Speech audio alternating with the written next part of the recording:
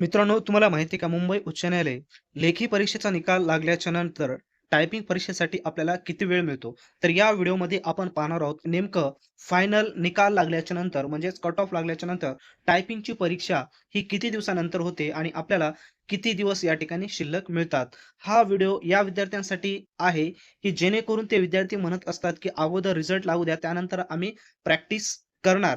तर पाहूया या ठिकाणी जर आपण पाहिलं तर या अगोदर 2025 ची जी भरती आहे मित्रांनो मुंबई उच्च न्यायालय, त्यामध्ये तुम्ही जर पाहिलं असेल स्क्रीनवर पाहू शकता 1158 कॅन्डिडेट्स या ठिकाणी टायपिंगसाठी पात्र झालेले आहेत. म्हणजे स्क्रीनवर जी तुम्हाला यादी दिसत आहेत, ते विद्यार्थ्यांचे नाव आहेत, की ते सर्व विद्यार्थी आता टायपिंगसाठी पात्र झालेले आहेत आणि आता त्या ठिकाणी त्यांची डेट देखील देण्यात आलेली आहे, की केव्हा टायपिंगची एक्झाम घेतली जाणार आहे. तर आपण पाहूया या ठिकाणी. तर मित्रांनो या ठिकाणी पहा, हा जो निकाल लागलेला आहे लेखी परीक्षेचा 18 सप्टेंबर 2025 ला लागलेला होता आणि कट ऑफ जर पाहिलं तर 64 या ठिकाणी कट ऑफ होता. म्हणजेच 90 पैकी ज्या विद्यार्थ्यांना 64 मार्क मिळालेत, अशा विद्यार्थ्यांसाठी टायपिंगला या ठिकाणी पात्र केलेले आहेत. तर या ठिकाणी पहा टायपिंग कधी कंडक्ट करण्यात आलेले 28/9/2025.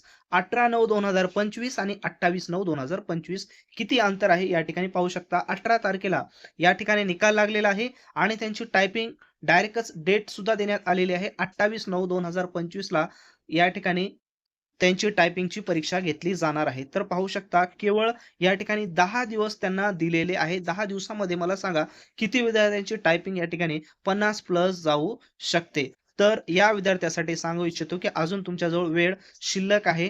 तर राहिलेल्या वेळेमध्ये या ठिकाणी टायपिंगची प्रॅक्टिस सुरू करा. 8 ते 10 दिवसामध्ये या ठिकाणी तुमची प्रॅक्टिस होणार नाही.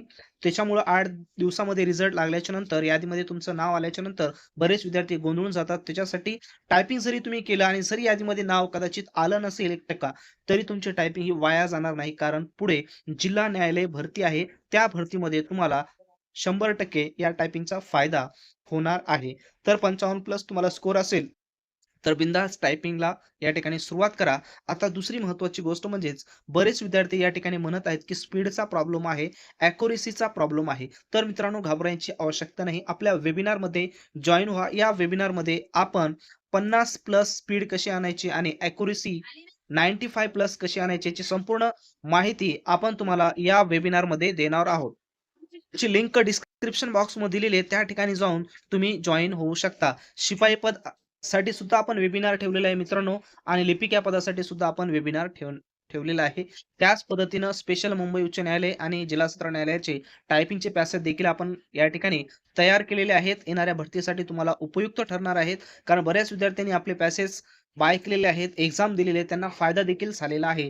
तर काही आपण वेबिनार घेतलेला होता, तर त्यामध्ये पॅसेजबद्दल आपला अनुभव काही विद्यार्थी सांगत आहे, तर तुम्ही या ठिकाणी ऐकू शकता. ऐकल्याच्या नंतर हा व्हिडिओ तुमच्या मित्रांना शेअर करा आणि वेबिनारला लवकर या ठिकाणी नोंदणी करा. आपण आणि जे तुम्हाला पॅसेज प्रोव्हाईड केलेले आहेत ते कसे वाटले तुम्हाला?